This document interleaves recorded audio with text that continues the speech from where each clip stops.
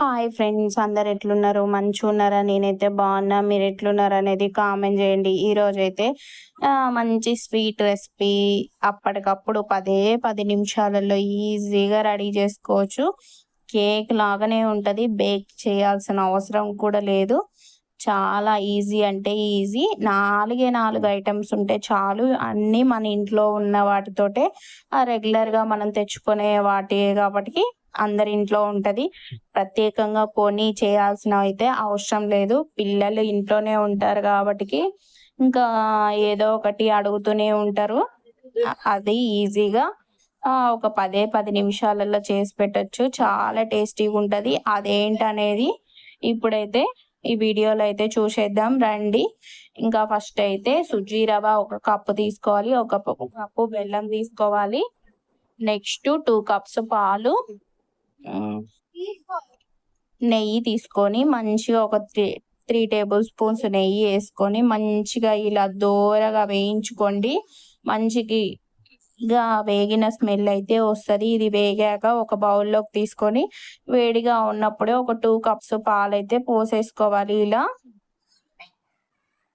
పాలు కాదండి, రవ్వ వేడిగా ఉన్నప్పుడు పోసేసుకోవాలన్నమాట. 1 కప్పు రవ్వకి 2 కప్స్ అయితే వాటర్ అయితే వేసేసుకోవాలి. చిన్నగా ఒకసారి అయితే ఇలా కలిపేసేసుకొని ఉండలు అయితే ఏం కట్టదు, మంచిగానే ఉంటుంది. ఇంకా మనం చల్లటి పాలే పోస్తున్నాం, వేడి వేడి పాలు కాదు కాబట్టి ఉండలు అయితే ఏం కట్టదనమాట. మంచిగా ఇలా కలుపుకొని ఒక పక్కకైతే పెట్టేసుకోవాలి. పాలు రవ్వ కలిసేలాగా కలిపి ఒక ఒక పక్కకైతే పెట్టేసుకోవాలి. ఇందులో ఇంకా 1 కప్పు బెల్లం వేసుకొని 2 టేబుల్ స్పూన్స్ వాటర్ అయితే వేసేసుకోవాలి.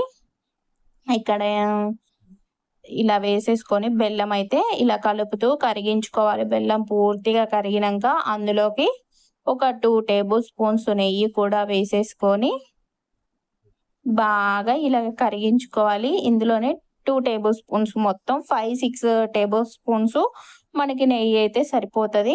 అంతే.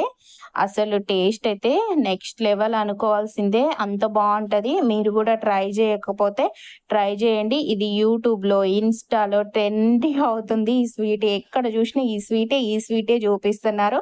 ఫస్ట్ టైం చేసినా కూడా చాలా బాగా వచ్చింది. నాకు సజెషన్లో వచ్చింది ఈ వీడియో. ఎంత బాగుందంటే అంత బాగుంది.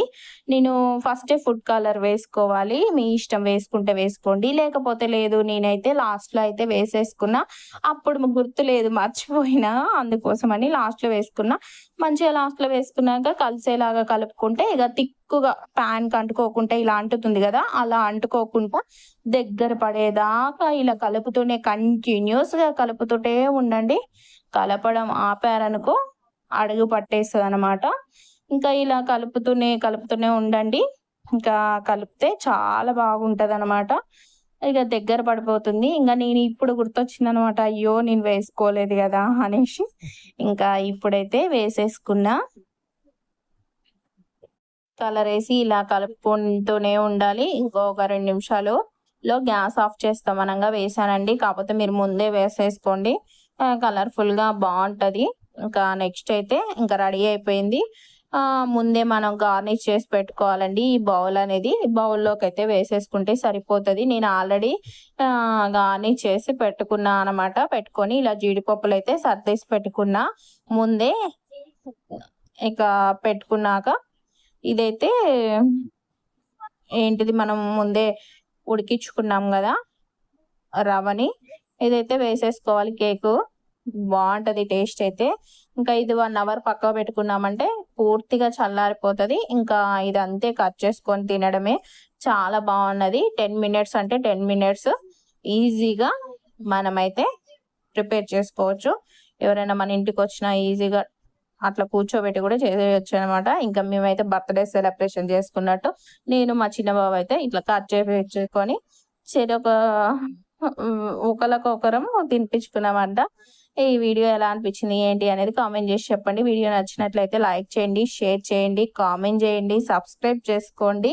ఇంకా మా చిన్నోడు చూడండి, బర్త్డే అయినట్టు ఫీల్ అయ్యి చప్పట్లు కొడుతున్నాడు. హ్యాపీ బర్త్డే టు యూ అంటున్నాడు. ఇంకా బాయ్ అండి. వీడియో అయితే ఇంతే. మళ్ళీ ఒక ముచ్చటతో మళ్ళీ